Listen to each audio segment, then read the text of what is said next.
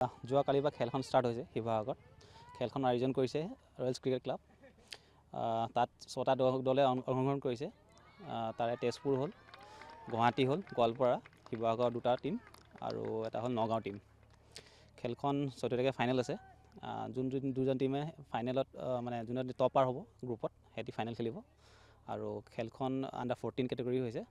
আৰু ইয়াক আয়োজিত যথেষ্টখিনি সহায় কৰিছে ৰয়েলছ ক্লাবে কৰিছে যথেষ্টখিনি, আৰু এছ'চিয়েশ্যনৰ অলপ সহায় আছে। তাৰ বিনিময়তে খেলখন আমাৰ আয়োজিত কৰিবলৈ আজি সক্ষম হৈছোঁ। প্ৰাইজ মানি নাই, ইয়াত পুৰস্কাৰ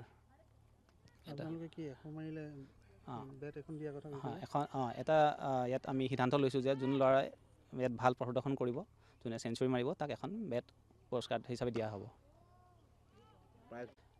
ইয়াত ফাৰ্ষ্ট প্ৰাইজটো হ'ল আপোনাৰ এটা ট্ৰফি দিয়া হ'ব, ছেকেণ্ড প্ৰাইজটো ট্ৰফি দিয়াই হ'ব, আৰু থাৰ্ড প্ৰাইজটো আপোনাৰ আমি এতিয়া সিদ্ধান্ত লৈছোঁ কি দিলে ভাল হ'ব। তো যথেষ্টখিনি আমাৰ আলোচনা চলি আছে তাৰ ওপৰত। আমি তাৰ পক্ষে আমি সোনকালে জনাম।